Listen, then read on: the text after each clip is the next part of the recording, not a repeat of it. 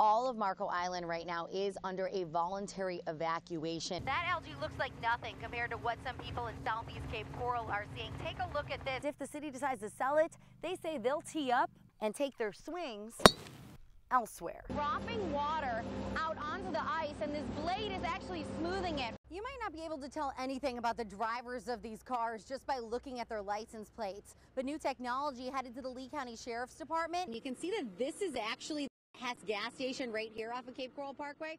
And if you look right here, this is the Realty building. I want you to take a look from our mass cam so you can see just how bad it is. Everyone just seems to be really excited to see the President of the United States right here in Southwest Florida. They say he may be traveling in a blue Durango SUV. They're right here on private property on busy Bonita Beach Road. Those whiskers on the manatee's face are just as sensitive, if not more, than our fingertips. Good evening, I'm Joelle Parks. The seasonal no-wake zone aimed at protecting manatees is about to be lifted. We haven't had any shark bites here, but you might remember this happening on Sanibel. See those fins? Those are not dolphins. Appealing against the city of Cape Coral after they capped her sewer line. Charles Lawson is accused of hitting and killing Michael Sasson on Christmas morning while his parents were attending a funeral. Some of those cases, they were highly publicized. He has been at Hazleton in Naples for several weeks now. Congressman Trey Radel there admitting again to using that cocaine in Washington, D.C. and actually saying that he's used it a handful of times. A change in the law that could affect every divorced couple in Florida. They say that they found the disturbing pictures on Jesus Salas's computer. Fifth home invasion in Collier County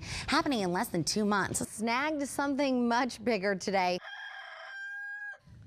Good morning, Southwest Florida. I'm sorry, that the rooster noise threw us off a little bit here. Turning an empty lot into a lasting legacy. All new this morning. Neighbors, they battle over things like grass and things in their yard all the time. After successfully touching down on his plane's belly. No landing gear. It started like any other day for Fort Myers Police Sergeant Aaron Olson. Pretty typical. 5 minutes into our ride-along, police got a tip. 2 boys on Davis Court had guns. When police arrived, a pursuit began.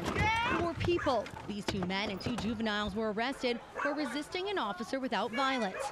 A canine dog found something else. A paintball gun, a rifle, It's freshly sawn off. a handgun, and the AK-47, old but still functional. These arrests come in the middle of a drug sweep in the Central and Dunbar sections of Fort Myers.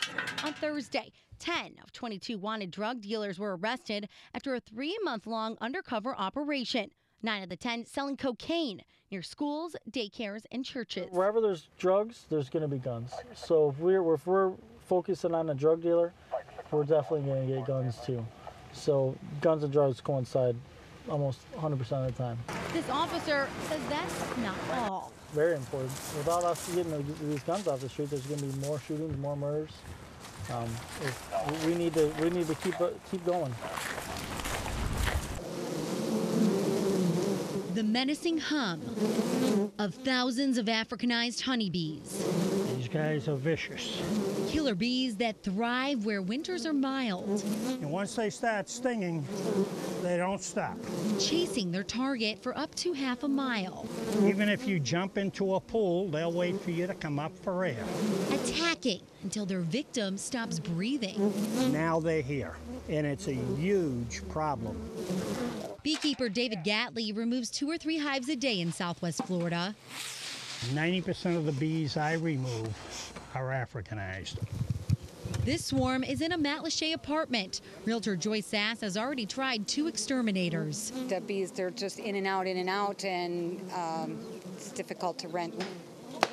As a property manager, she's liable for anyone who might get hurt by the bees. So is this Sanibel Island homeowner. As soon as we found them and opened the hive, they boiled out at us and attacked us. Once they sting you, the sting site releases a pheromone that we call the alarm pheromone. When that alarm sounds, the bees swarm to the same spot, explains Dr. Bill Kern.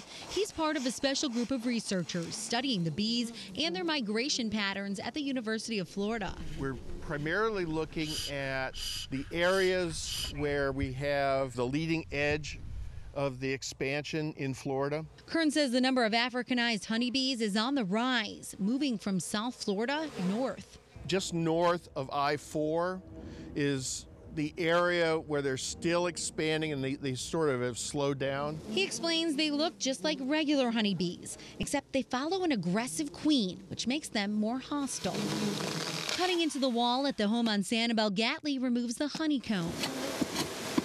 The bees following, making a new home in a nucleus hive like this one.